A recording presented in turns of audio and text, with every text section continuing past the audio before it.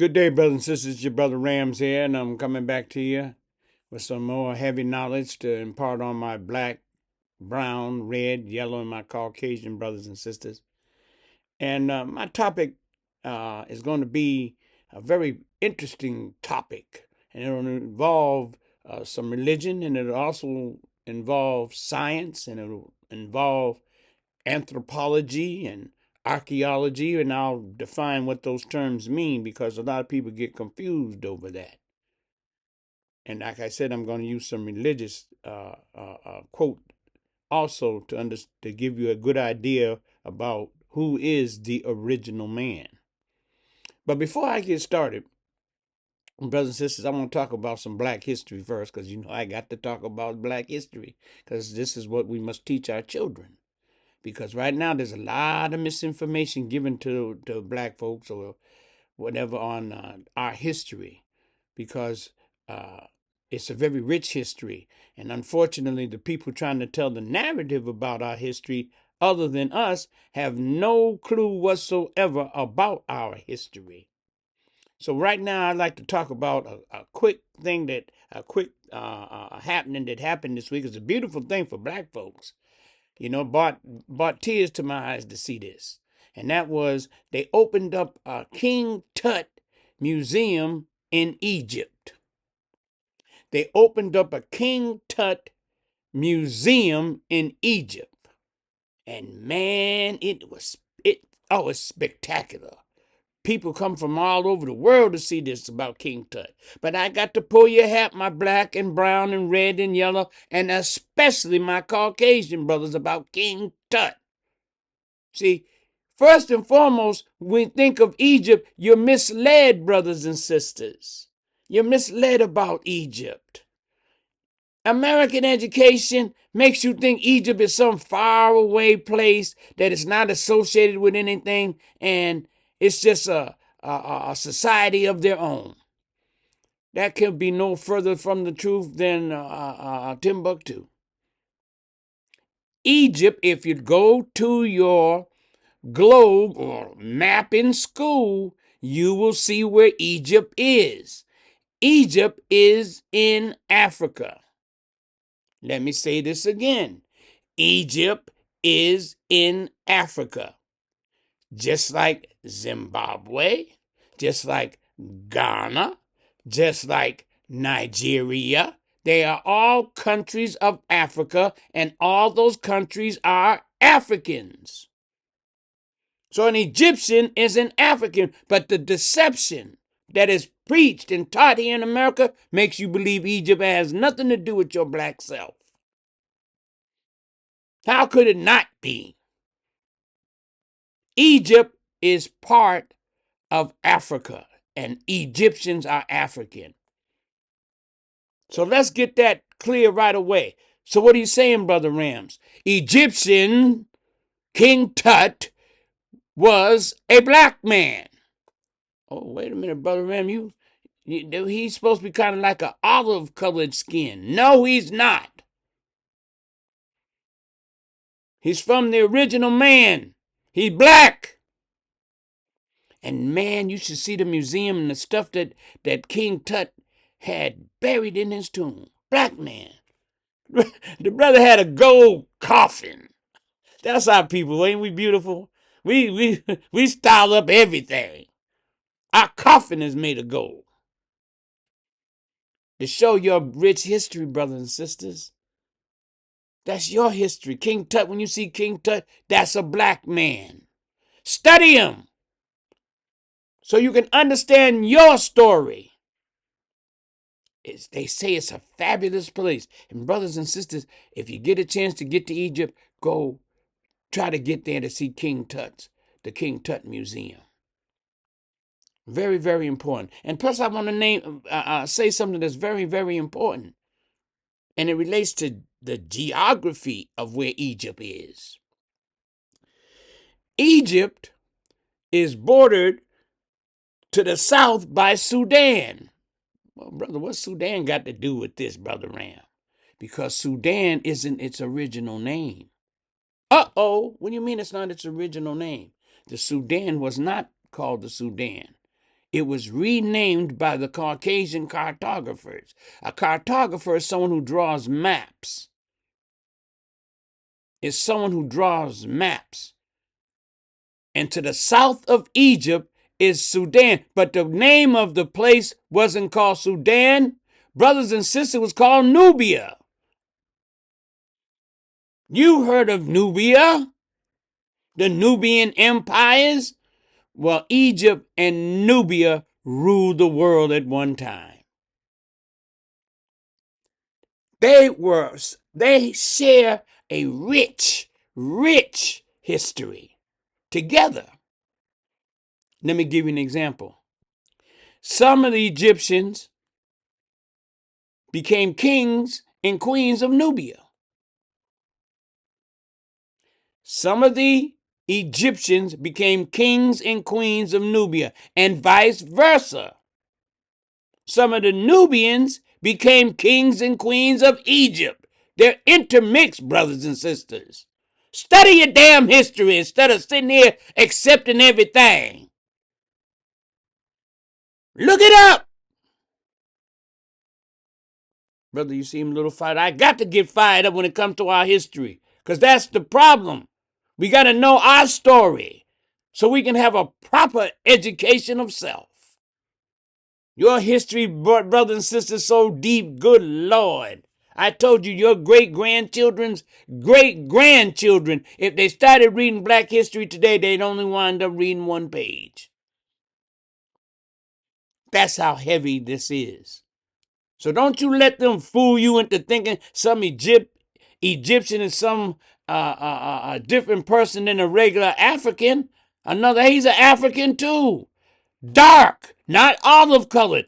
You know, one of the things that America does, you know what they do? They give you these false images through the media. You remember the Ten Commandments? One of the biggest lies ever told. The story that they showed on TV was a lie. Because the people playing it, those aren't the real people who played in it. They want you to believe in Egyptians, some kind of like olive-skinned type of, you know, what kind of, he got really straight hair. He's not really black featured. That couldn't be no further from the truth. You go to Egypt today, you see black folks like you seen anywhere else in Africa. You go to Sudan, you see black folks, don't you? But see, you only recognize them as poor little skinny people starving from famine. And unfortunately, their history is a great, rich history. And it saddens me when I see them starving. It saddens me, brothers and sisters, when I see them starving. And so I have to mention this thing about Black history before I get into my subject. But because I want you to understand, you come from kings and queens, brothers and sisters. And at one time, Egypt and Nubia ruled the world. Not just their area, they ruled the world. And guess where this museum's at? It's at the feet of the Great Pyramids. It's at the feet of the Great Pyramids. And I'm going to tell you one of the biggest pyramids in Egypt. It's called the Pyramid of Giza, Giza. The Pyramid of Giza, one of the largest pyramids ever made. But you know who commissioned to have it built? I got to pull your coat, brothers and sisters. This is your story. His name was the Pharaoh Khufu. Brother Ram, who? The Pharaoh Khufu. Look him up. Khufu.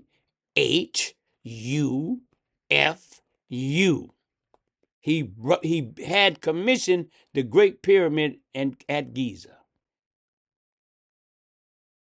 King Tut, Khufu, all of our kings and queens coming from that area. And you got to teach our children this, because America will whitewash it, obliterate it, because our history is rich and they don't want you to know your story. But guess who was at that museum? That's what I found so funny. The place was filled with white people. because they want to know. They want to know the history of the original people. And so, like I said, in this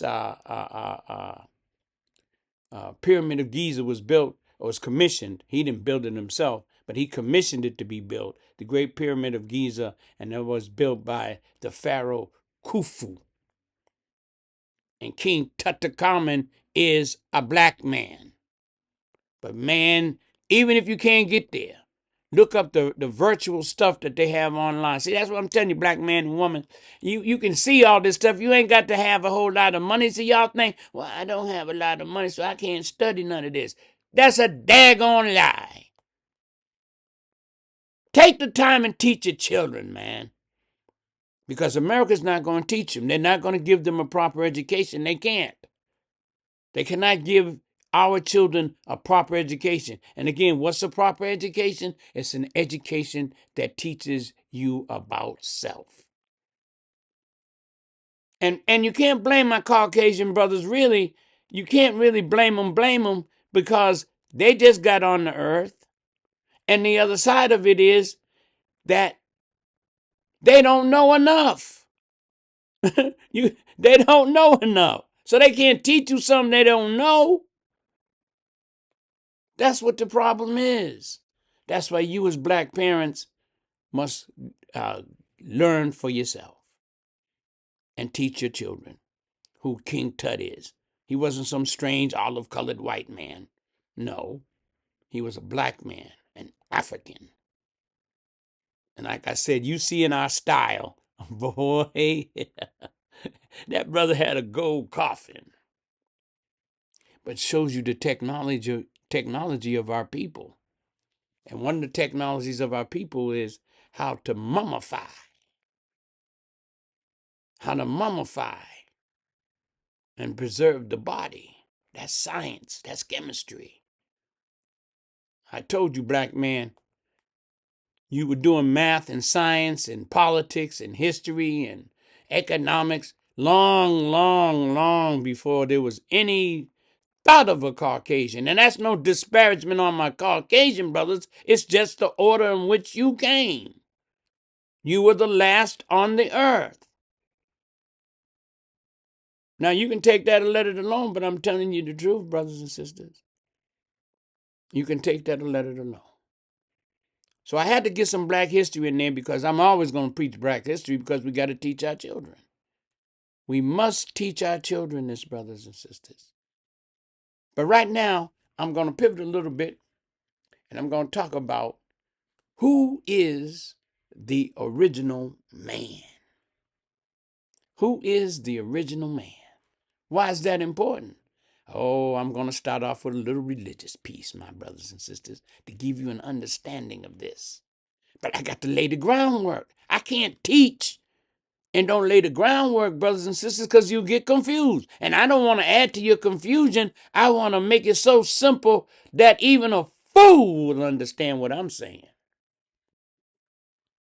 I want to make it so simple that even a fool can understand what I'm saying, brothers and sisters.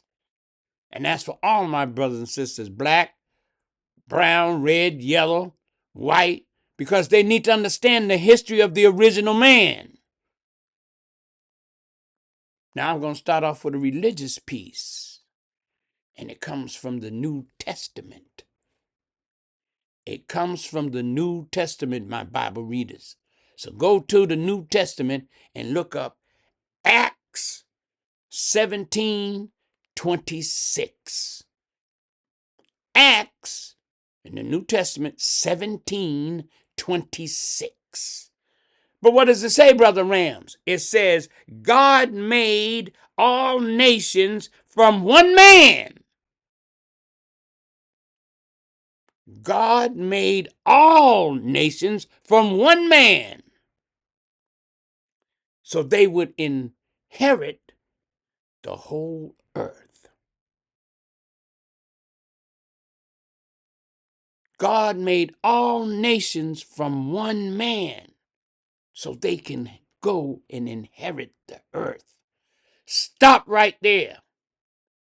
So the beginnings of civilization, the beginning of mankind came from one man. Uh-oh. I'm laying the groundwork, brothers and sisters, so you can get an understanding of what's going on. That you came from one man. I know we're going to get into some theories, but this is God's word, and God's word is the truth. God made all nations from one man so they would inherit the earth. That's important. That's in New Testament, Acts 17:26. That's very important to understand, my brothers and sisters. I got some notes. Of course, I got notes because I have to preach and give you valuable information. Okay? So I told you about Egypt, and now I'm telling you who is the original man.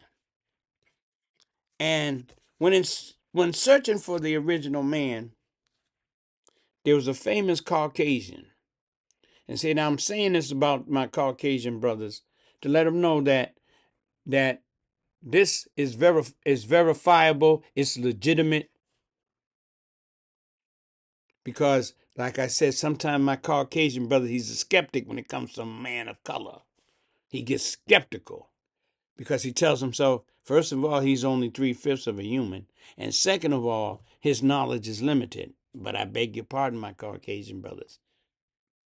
If you look at our history properly, you'll see we are the authors of education. Every subject known to man, the black man is a part of forming it because he's the first man on the earth. So let's get into the subject here of who is the original man.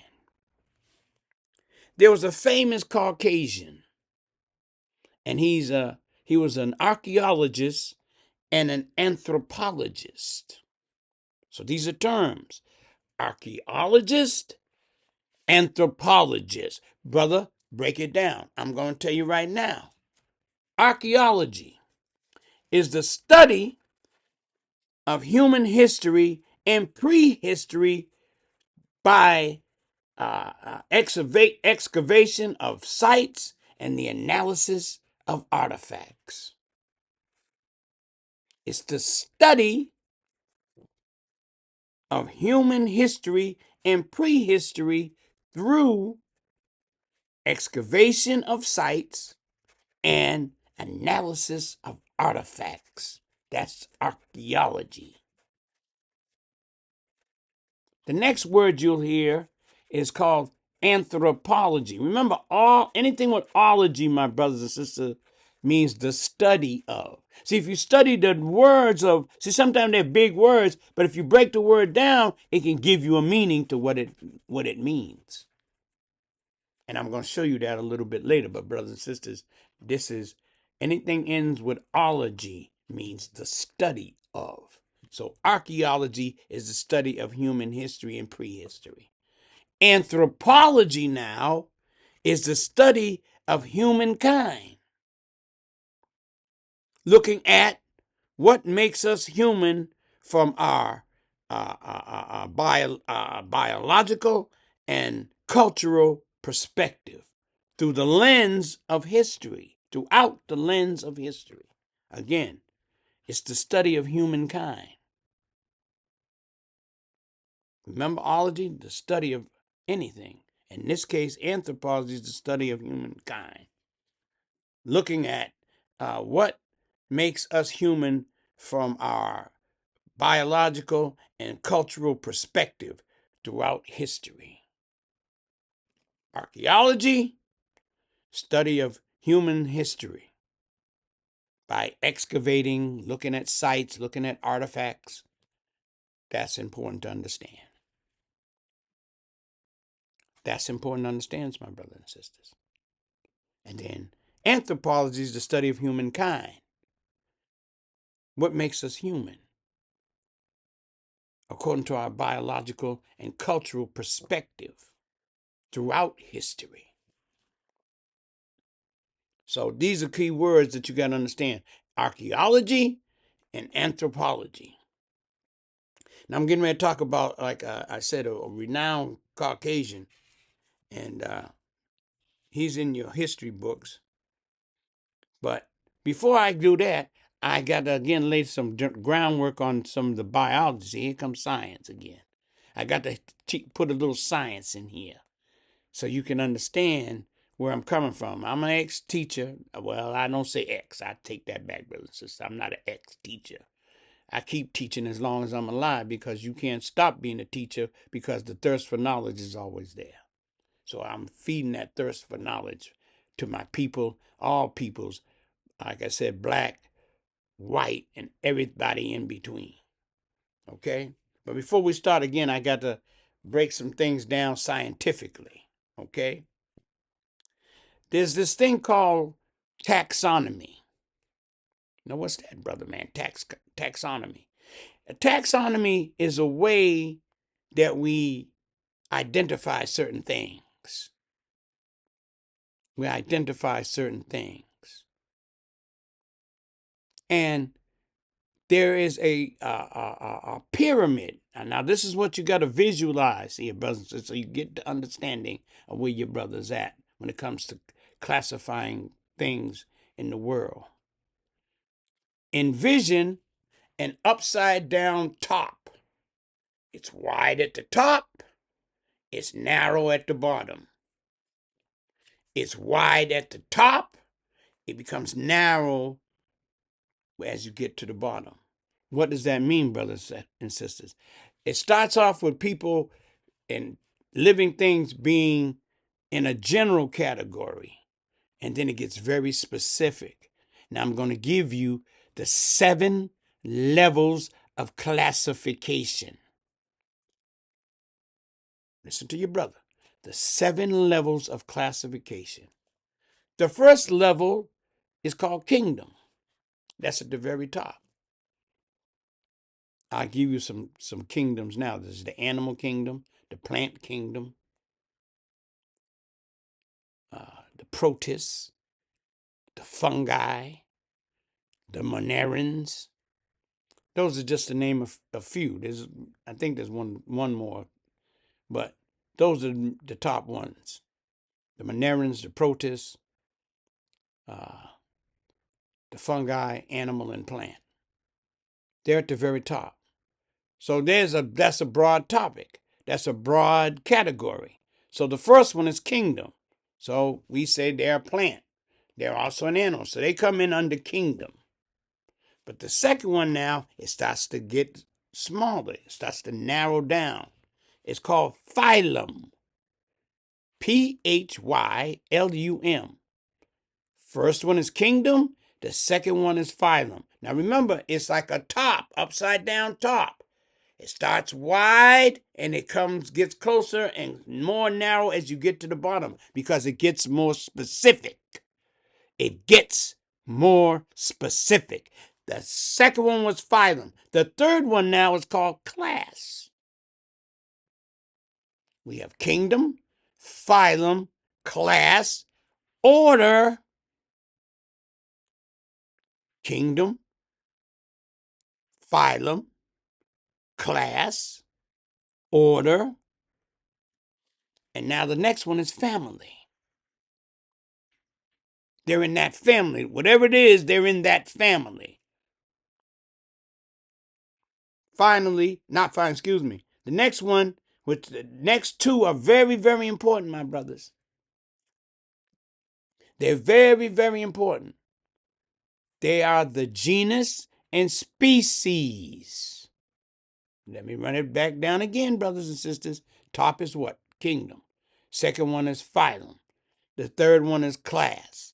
The fourth one is order. The fifth one is family. Now the sixth and seventh, genus and species, this is where you get your scientific name. And who came up with this system?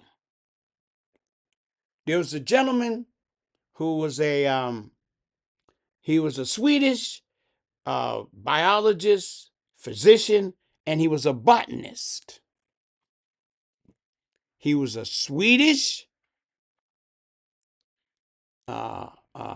biologist, physician and botanist. Botanist means you study plants. His name was Carolus Linnaeus. And he came up with this system called binomial nomenclature. Brother, that's a lot. I'll say it again. I'll say it again, brother, so you get the understanding here. So, like I said, when I finish with this, it'll be clear as the window in your house. He came up with this system, binomial nomenclature. What is that, brother? It's a system for naming each species a specific and unique. It's specific and unique two-part name. Binomial nomenclature. Carolus Linnaeus. Binomial nomenclature. Let's break the word down, brothers and sisters, because sometimes big old words sound, oh, Lord, I can't understand that. That's too much for me. If you break the word down, it'll be clear. Let's look at the first word. Binomial. Bi means what? Two. Bicycle, right? Two wheels. Bifurcate, split into two. Bisexual, both sides, two sides. Binomial. Bi, two. Nomial means name. It's a name. Two name system. Binomial nomenclature. What's nomenclature, Brother Rams? Nomenclature is a way of organizing things in a certain way. Okay? So we got to understand. I'm going to give you an example of binomial nomenclature. Remember, I got to go back and refresh your mind. It looks like an upside down top. It's very general at the top. But as you go down near the bottom, it becomes very specific. It becomes unique. And this is where the last two levels of the system of classification, genus and species, is where you get your scientific name. You get your scientific name from the last two names, the last two levels of system of classification. And I'll give you a very basic one that you know. The human is known as what? Homo sapien. Uh-oh. Yeah, I've heard of that, brother. Yeah, you heard of it. But that name comes from the last two levels on the system of classification. The genus is Homo. The genus is Homo. And the species is sapiens. So the human's now Homo sapien. And he's very unique. Because now once you get to the bottom, it becomes specific only to that species. The characteristics are specific to that species and that species only. Usually they could have some similarities, and we're going to talk about that, but they're not the same. And that's what we got to understand, brothers and sisters. So before I get into talking about Dr. Leakey, I got to lay the groundwork for the system of classification. 7 levels. I'll name them again. Kingdom, phylum, class, order, family, genus, species. Those are the 7 levels of classification. Who came up with this thing with the binomial nomenclature? A Swedish doctor and physician, physician and botanist. He was a physician, a botanist, and a biologist, of course. and his name was Carolus Linnaeus. He came with the binomial nomenclature, and that's what gave you your scientific name.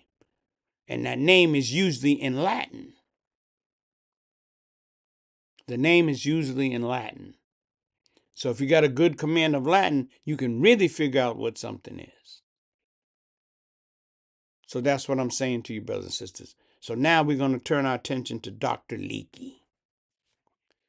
He's an archaeologist and an anthropologist.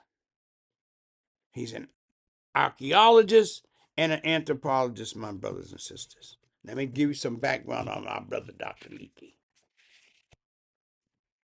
First, he was born of British missionary parents.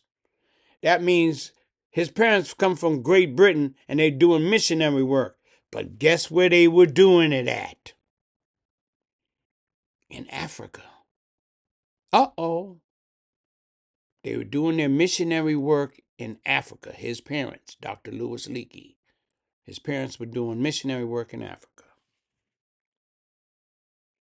As a young child, he spent his youth with the Kikuyu,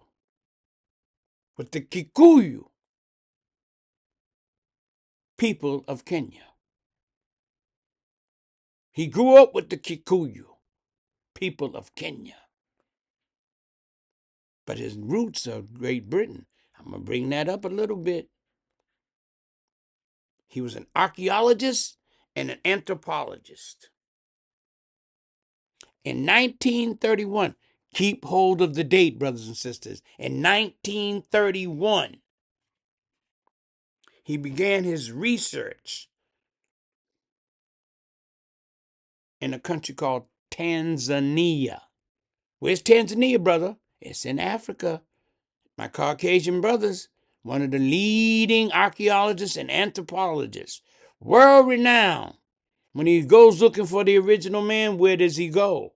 He goes into Africa. He goes into Africa, brothers and sisters. That's important to understand. That's very important to understand. In 1959, he discovers this fossil. And he gave the fossil a name.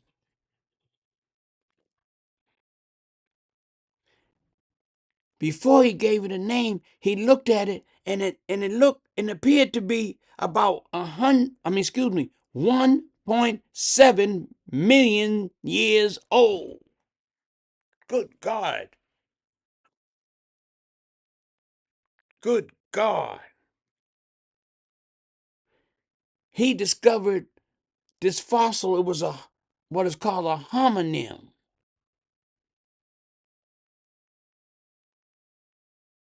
But the root is homonym.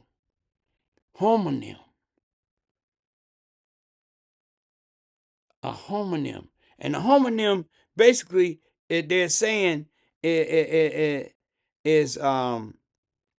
hold on a second, brother. Is a homonym is that he's linked. He has human linkage. Human lineage, brother. Sorry about that. Sometimes, I'm taking my notes, but I got to lay it out truthfully. He was called a homonym, this fossil he found in 1959. And it had human lineage. This fossil he found, 1959, that was 1.7 million years old. Human fossil. But he gave that fossil a name. Brother, what name did he give it? He called that fossil that was had human lineage. He named it Zinjanthropus. Uh-oh. Zinjanthropus? Brothers and sisters, I need you to to really open up your mind here, because you got to understand something here. This is heavy here, because this is something. This is something, man. He found a human fossil, and he named it Zinjanthropus. Brother Rams, break that down. I'm going to break it down for you, baby. So, like I told you, so even a fifth grader could understand what I'm talking about. I don't try to confuse you with a whole bunch of big words. If I got a bunch of big words, I break the word down. Because I don't want no confusion. I want you to get a proper education of your history and who you are as the original people. Understand what I'm saying, brothers and sisters. That's important. Zinjanthropus. But who was Dr. Leakey? We got to now look at the time period, brothers and sisters. We got to look at the time period, because that's very important. It's very, very important that we looked at that. Leakey, now this is key. This is very key. Leakey held various major appointments at British and American universities. Hold up. Leakey, Dr. Louis Leakey, held many major appointments at British and American universities. Now, at the time, Britain was a great power. It was a great power. And America was coming into power.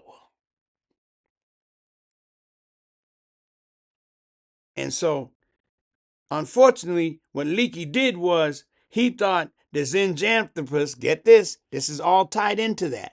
The Zinjanthropus really was not a descendant of modern man. He's not really a descendant of modern man, even though his research had proved that he was. He had human lineage. So why did he change up, Brother Rams? Let's look at the time frame. 1945 to 1961. Man, white racism, white supremacy was running rampant, brothers and sisters. Can you imagine what if he had done now if he came out and told you the original people were black? Think about that. So he had to contradict his own work. You didn't hear what I said. He had to contradict his own work to appease the white supremacists. Just imagine back in 1945, 1957, 1951, you saying the original man is a black man, Zinjanthropus, Zinj meaning African, which means black. Because if you Zinj or Sinj, you turn it what? Black. So the original man is a black man. Now, wait a minute, brother man. You saying the black man's the original man? Yes, I am. And that's not his, that's only part of his name. What's his full name, Brother Rams? He's called the Asiatic Black Man. That's their name. He's not a Negro. He's not colored. He's not African American. He's the Asiatic Black Man. How significant is that, brother? Tie it on in. I'm going to tie it in. He's the Asiatic Black Man. What happened to you in slavery? What happened? They took your name. They took your language. They took your culture. They took your family. But the heavy part is they took your religion. And if you ask my Caucasian brother, what's the religion of the original man? My Caucasian brothers and them can't tell you. Because they just thought you was running through the jungle with a bone in your nose, chucking spears. Crazy. because they lack knowledge themselves. They lack proper knowledge. But it's imperative that we give our children the proper knowledge. So understand that. Zinjanthropus was 1.7 million years old, and he had a mother. 1.7 million years old, and he had a mother. He didn't just pop out the damn sky. He had a mother. So how old was she? Do you understand what I'm saying to you, brothers and sisters? Dr. Louis Leakey, when he went searching for the original man, he searched in Africa. I'm sorry, my Caucasian brothers, he didn't go to Europe. Sorry, my Native American brothers, he didn't go to didn't come to America. He didn't go to South America. Because once the black man came on the earth, he traveled the whole earth. Remember Acts 17:26? So the nations would inhabit the whole earth.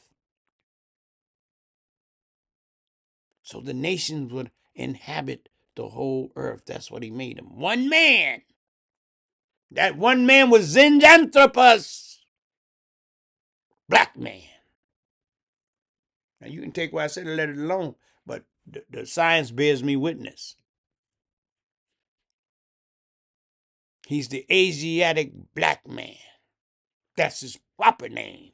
So when you teach your children, you say you ain't no African American. Why? Because you were black man before Africa was conquered by Scipio Africanus, the Italian Scipio Africanus, and he named Africa. You're not American. You was an Asiatic black man before it was Amerigo Vespucci. Amerigo Vespucci. You were already here. Asiatic black man. But remember, they took our families. They took our culture. They took our name. They took our language. They took our culture and obliterated it. So they thought. But God is so good. Because you know why? Because he didn't let you destroy all of us. There's always some around us that know the truth. And what you're looking at here in Brother Rams is a brother that knows his history and he knows the history of the Caucasian. And this is what I say. Why you call the Asiatic black man? Because Asia is the part of the world you came from. But why you call black? And so I've heard some people say, well, if you really look at your skin, they don't look really black to me. You're brown. You're not called black because that's the color of your skin. You're called black because from you all color comes. Let me say that again. You're not called black because that's the actual color of your skin. You're called black because from you all colors come. That's part of Acts 17:26. From one man. From one man, brothers and sisters, God said what? He said, from one man, he created nations that will inherit the whole earth. And it came from the Asiatic black man. That's why he's called black. He's not called black because that's the color of his skin. He's called black because from him all color comes. His genes, now I'm going into some genetics. His genes are dominant over every race of people here on the earth. Now, I'm not talking no black supremacy, because some of my brothers and sisters, some uncles and some aunties, and some of my Caucasian brothers will say he's like the reverse white supremacist. No, I'm not. I'm speaking fact, baby. That supremacy is just a subjective ideology. This is fact I'm talking about. The original people are the Asiatic black people. And like I said, you could take it or let it alone, but science bears me witness. His genes are dominant over every other race's genes. And I say the word dominant to again go into my one of the Caucasians who's very good at genetics, and that's Mendel, Gregor Mendel. He was a white geneticist, and that's important for you to understand. He was a white geneticist, and he said that the dominant, inside the dominant, you can get the recessive. But the recessive is the gene that is hidden. You can't see it. It's there, but you can't see it because it's dominated by the dominant gene. And that's why the black man's genes are genetically dominant over every race of peoples on this earth. Not to say black supremacy is just a fact. That's where you come from.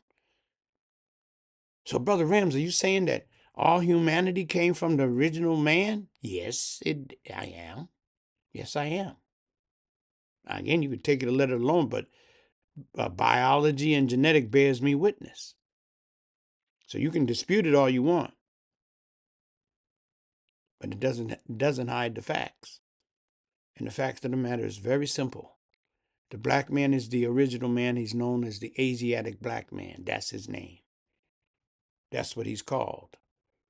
His proper name is called the Asiatic black man. So I say that to you, my brothers and sisters, not, again, to try to disparage my Caucasian or my red brother, my brown brother. No, it's important that you know who the original people are from whence you came. From whence you came. That's that same person that your U.S. Constitution calls 3/5 of a human. Article 1, Section 2, Clause 3, 3/5 of a human, the original man. How dare you, damn it? If it wasn't for us, you wouldn't be here. But you're going to dehumanize us? Can't do it, brothers and sisters. You can't do it. And that's why that must be taken out the Constitution. That's why I'm no great Constitution fan. Because as long as that clause is in there, I have a lot of issues with that. I have a lot of issues with that. And rightfully so. I'm a black man. I know my history. I can't be called 60% human. Who the hell died and made you the one that determined my humanity? And God is the one who determined that, because he made me the first human. So if I'm subhuman, then everybody who came after me is subhuman. And you must understand these things, brothers and sisters. But again, who is the original man? The Asiatic black man. He's the Asiatic black man, brothers and sisters. And that's something I want you to all understand. So we must teach our children this knowledge. We must teach our children this knowledge so they can feel proud of who they are. But again, this isn't just for black children. It's got to be for all the children, because they got to understand their origin. You remember? The root word of original is origin. The root word of original is origin. And from the black man, all the races flow, according to the New Testament, Acts 17:26. That's very, very important, brothers and sisters. You know, because God made all nations from one man so they could inherit the whole earth. So my Caucasian brothers, I got to kind of dispel for you. You think you originated out of an ape. Couldn't be no further than the truth. You and the ape share similarities until you get to the bottom of the system of classification. He might be Homo, but his species ain't the same as yours. And therein lies the difference. So it's a theory. Darwin's theory of evolution. It's a theory. I mean, it's not backed. It's some kind of conclusion, not necessarily, but it's an opinion based on certain elements. But it's not conclusive. It's just a theory. And I'll tell you that right now. That's a bunch of hogwash because they still got it, y'all. Take it out. Check it out. Go to the biology books, and it shows you an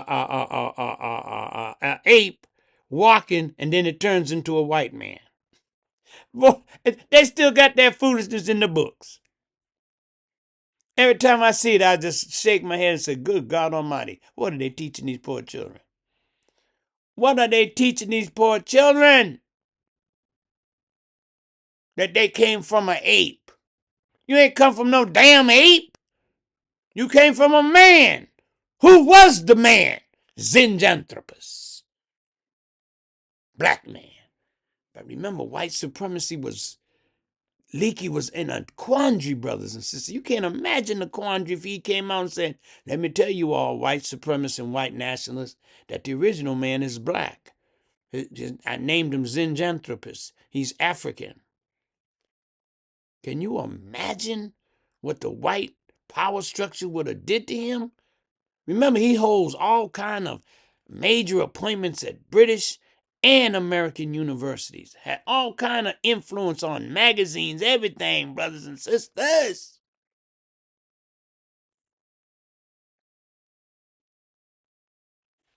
Who is the original man? And that's the question that I've tried to answer. He's the Asiatic black man. That's the answer. And he's called black because from him all colors came. And his genes are genetically dominant over every race of people because they were the first genes. Then you came with the other brown man. Then you came with the red man. Then you came with the yellow man. And then finally, here comes the Caucasian. And one day I'll tell you where he came from as well. How he got into the caves and hillsides of Northern Europe, from whence he came out of. I'll tell you the history of the Caucasian, where he came from. Because I'm sure he want to know, because I'm telling you now, my Caucasian brothers and sisters, you didn't evolve from an ape. No, you did not. You didn't. You and the ape share certain similarities as you go down the 7 levels of classification. You share similar, there's the word, not same, similar characteristics till you get to the bottom, when it becomes very unique and very specific. When it came to giving you your genus and your species, it's very specific. The human is Homo sapien. The gorilla is not. The ape is not. So brothers and sisters, don't be fooled by that foolishness. And you see that in your biology book. You said that ain't true.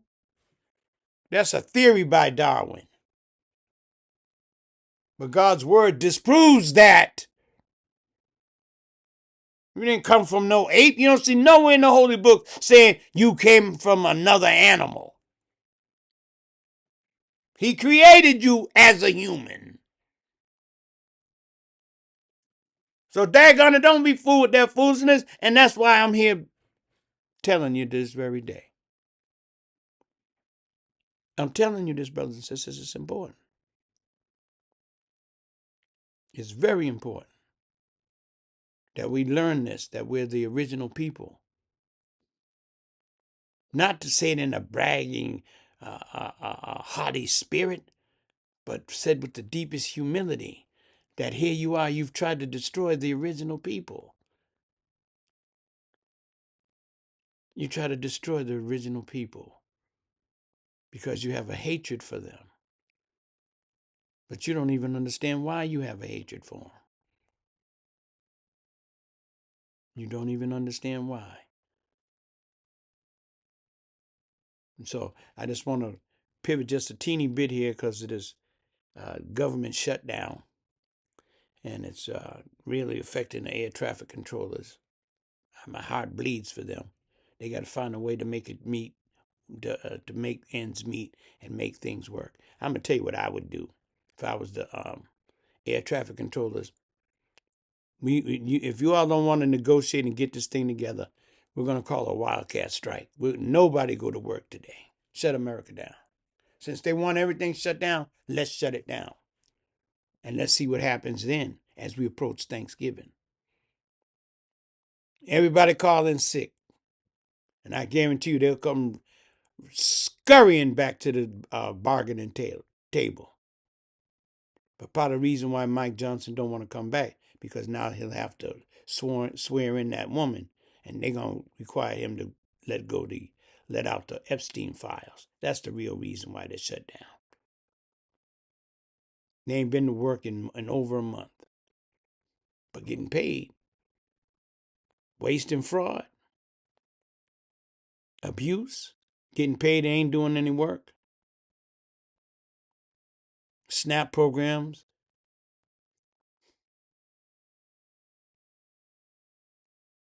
There's a sister in Detroit, which brings me to Supreme Court Justice Ketanji Brown Jackson. When I saw her pause the reinstatement of those SNAP funds, tears came to my eyes. They came to my eyes because you see how many women and babies are struggling. And particularly, there's a story. Her name was Simone.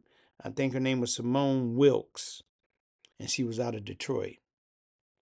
Touched my heart. If you see a tear come to my eyes, it's all right, brothers and sisters, because she's a black woman and it shouldn't have to. And she's telling me how she was saying how she fed the children and she would just drink water. In America, 2025, and Sister Ketanji Brown, why would you pause giving them funds back to the people? They've already been allocated, sister. You don't need to give them time. Just give the money up. She's a black woman like you are, Miss Your Honor. She's a black woman like you are. She got kids. And like a typical black woman, she gonna make sure her babies eat. Because that's human nature, baby. Don't matter black, white, brown. They gonna make sure their babies eat. They'll go hungry. They'll go hungry. They'll go hungry before they mess up. Before they allow their babies to not have anything. And that's important.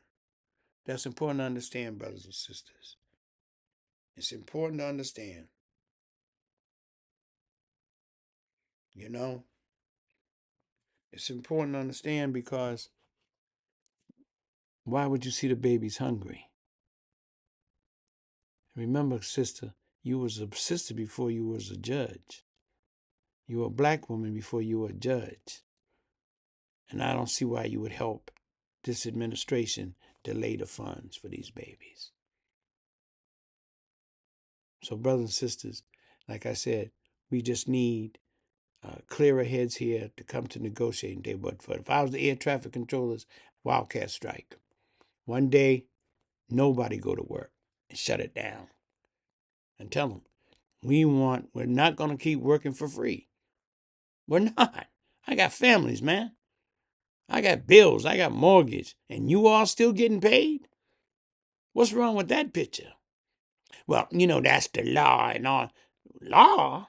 You got a president that don't give a damn about the law. He want to see the babies starve. Why would you hold the money back? Why would you hold the money back, brothers and sisters? Because that's evil. It opposes God. So I always say this to you, brothers and sisters. What does your holy book say about the one who opposes God, who opposes God's truth, who wouldn't care if babies ate or not, long as he can entertain his rich friends? Please, my sister,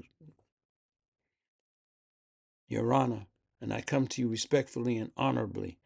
Please don't be part of that foolishness, because there's a true and living God looking at all of us. And you had a chance to stop that foolishness, but you added to it. If you get a chance to help correct it, God will bless you, sister. Don't contribute to that foolishness. Because remember, as I said, you were a black woman before you were a Supreme Court judge. And if you look at that woman in Detroit, and like so many others, poor white folks too, because it's affecting all of us. See, starving don't care whether you're a Republican, a Democrat, or independent. Starving is starving, baby. When there's nothing to eat, it don't matter what your political affiliation is. Feed them babies, man. We're in America, damn it. We can't feed the babies because we got some wicked, evil, mischief maker in the White House? Evil, pure evil, that he would let little babies starve. So, my brothers and sisters, like I said,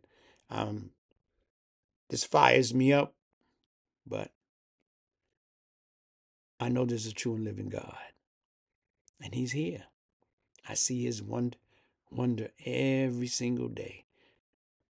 And like my brother Al Sharpton said, we've been through worse, black people. You survived one of the worst forms of slavery ever put upon a people, and you're still here. That's a testament to your greatness because you're the original people. And that's why your brother's pulling your hat. But I'm just giving a little advertisement here before I sign off for the day. If you want to see me or hear or make comments, I usually post something around Sunday, Monday of every week. This week is Who is the Original Man? So my brothers and sisters, you can look for me either Sunday or Monday, and you can get the latest lowdown, what's going on, what's happening, as your brother tries to make sense of all this foolishness. But before I close this session off, I just want to say this. Pray to the living God. He's here. He needs your prayer. You need him. So pray to him. Be safe. Love your family. Love God first. Love your family. Love your friends. So again, brothers and sisters, keep safe, and I will see you next week, same time, same channel. And again, God is great. Thank you.